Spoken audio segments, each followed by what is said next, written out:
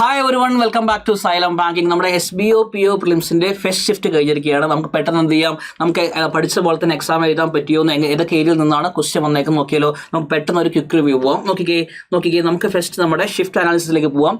Sequence വന്നേക്കുന്ന order വന്നേക്കുന്നത് first English paper ആയിരുന്നു, ദെൻ ഗോ ഫോർ കോൺ, പിന്നെന്തായിരുന്നു അതിനുശേഷമാണ് റീസണിംഗ് പോയത് അല്ലേ. നമ്മൾ എക്സാമിന് പ്രിപ്പയർ ചെയ്യുമ്പോൾ മോക്ക് ചെയ്യുമ്പോൾ ഓരോ പാറ്റേൺ വരിക. നമുക്ക് എക്സാമിന് ഇന്നത്തെ exam shift 1 first English then കോൺ റീസണിംഗ് ആയിരുന്നു.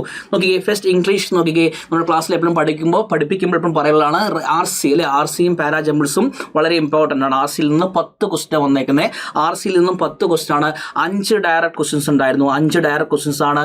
2 ക്വസ്റ്റ്യൻ സിനോണിം ബേസ്ഡ് ആയിരുന്നു. 1 വേർഡ് ബേസ്ഡ് ക്വസ്റ്റ്യൻ ആയിരുന്നു. ഓക്കെ, അതുപോലെ തന്നെ പാരാജമ്പിൾസ് നിന്ന് 6 ഫീച്ചേർഡ് സെന്റൻസ് അല്ലെ, 6 ക്വസ്റ്റ്യൻസ് ആണ് പാരാജമ്പിൾസ് വന്നേക്കുന്നത്. ക്ലോസ് ടെസ്റ്റ് ഇമ്പോർട്ടൻ്റ് ആയ ക്ലോസ് ടെസ്റ്റ് നിന്നും 6 to 7 ക്വസ്റ്റ്യൻസ് വന്നിട്ടുണ്ട്. അത്യാവശ്യം ഈസി ടു മോഡറേറ്റ് പേപ്പർ ആയിരുന്നു ഇംഗ്ലീഷ് എന്നാണ് പിള്ളേരെല്ലാം പറഞ്ഞത്. അപ്പോൾ നിങ്ങൾക്ക് ഇതേപോലെ ഇംഗ്ലീഷ് വളരെ എളുപ്പമായിരുന്നു എന്ന് വിചാരിക്കുന്നു.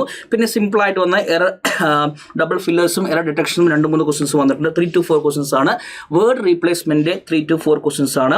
Involving 1 sentence and 3 words. അപ്പോൾ എല്ലാവർക്കും ഇംഗ്ലീഷിന്റെ ഏരിയ അത്യാവശ്യം ഈസി ടു മോഡറേറ്റ് ആണെന്നും അത്യാവശ്യം ഒരു 25 ആ ലെവലിലേക്ക് സ്കോർ ചെയ്യാൻ പറ്റിയെന്ന് വിചാരിക്കുന്നു.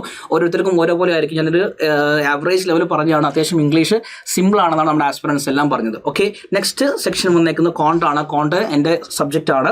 നമ്മളെല്ലാം പ്രാക്ടീസ് ചെയ്യുമ്പോഴും മോക്ക് ചെയ്യുമ്പോഴും എല്ലാം നമ്മുടെ പ്രാക്ടീസ് സെറ്റും ക്ലാസ്സിലും പറയാറുണ്ട്. സ്പീഡ് മാത്സിൻ്റെ മാർക്സ് വെട്ടി കുറച്ചിട്ടുണ്ട്. അപ്പോൾ മാക്സിമം 3, 4, 5 പാറ്റേണിലാണ് എക്സാമിന് സ്ഥിരം ചോദിക്കുക.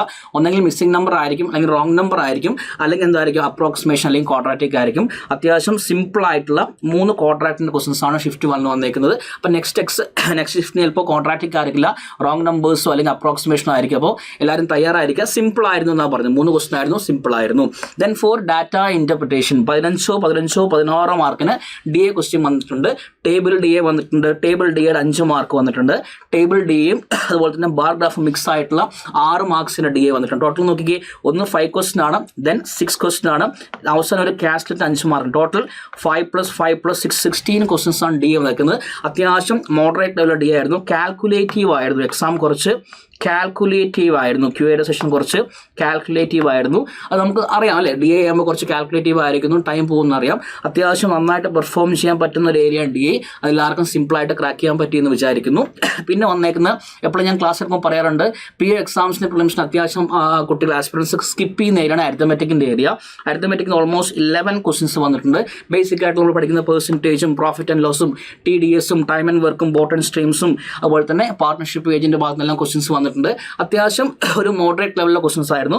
ബട്ട് എക്സാം ഈസ് കാൽക്കുലേറ്റീവ് എന്നാണ് പറഞ്ഞേക്കുന്നത് അല്ലേ. ഓക്കെ, നമ്മുടെ ആസ്പിറൻസിന് റിവ്യൂ എടുത്താൽ പറയുന്നത് അത്യാവശ്യം കോണ്ട് കുറച്ച് ടഫായിരുന്നു എന്ന അഭിപ്രായമുണ്ട്. ഓക്കെ, നെക്സ്റ്റ് നമുക്ക് അങ്ങോട്ട് പോകാം. 3rd സെഷൻ ആയിരുന്നു റീസണിങ്. എപ്പോഴും 5 മിനിറ്റ്സ് നമ്മുടെ ക്ലാസ്സിൽ പറയാറുണ്ട്.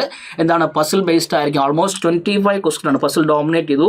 25 ക്വസ്റ്റ്യൻസ് ആയിരുന്നു പസിൽ വന്നത്. അതിൽ അത്യാവശ്യം നോക്കിക്കേ 11% സെലക്ഷൻ പസിൽ അത്യാവശ്യം ടൈം കൺസ്യൂമിങ് ട്രിക്കി ആയിരുന്നു. അതിന് കുറച്ച് സമയം പോയി കാണും. അപ്പോൾ സെലക്ഷൻ ഓഫ് ക്വസ്റ്റ്യൻസ്, പസിലിൻ്റെ സെലക്ഷൻ ഓഫ് ക്വസ്റ്റ്യൻസ് വളരെ ഇമ്പോർട്ടൻ്റ് ആയിരിക്കും എക്സാം ടൈമിൽ അല്ലേ. അപ്പോൾ എല്ലാവരും വൃത്തിയായിട്ട് ആ സെലക്ഷൻ ഓഫ് ക്വസ്റ്റ്യൻസ് ഇമ്പോർട്ടൻ്റ് ആയി ചെയ്തെന്ന് വിചാരിക്കുന്നു.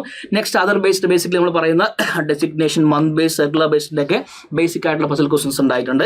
ഈസി ആയിട്ട് വന്നേക്കുന്നത് ഓർഡർ ആൻഡ് റാങ്കിങ്ങിന് 3 ക്വസ്റ്റ്യൻസും അതുപോലെ വേർഡ് പാരിങ്ങും വേർഡ് ഓപ്പറേഷനും ഓരോ ക്വസ്റ്റ്യൻസ് വന്നിട്ടുണ്ട്. അങ്ങനെയായിരുന്നു. അത്യാവശ്യം സിമ്പിൾ ഈസി ടു മോഡറേറ്റ് ലെവലായിരുന്നു റീസണിങ്ങിൻ്റെ ഏരിയ. അത്യാവശ്യം ഈസി ആയിരുന്നു എന്ന് പറയുന്നുണ്ട് അല്ലേ. അപ്പോൾ നെക്സ്റ്റ് ഷിഫ്റ്റ് പോകുന്ന മക്കൾ ശ്രദ്ധിക്കുക. ഇതേ പാറ്റേൺ അതുപോലെ പേസ്റ്റായി വരണമെന്നില്ല, പാറ്റേണിൽ മാറ്റം വന്നേക്കാം.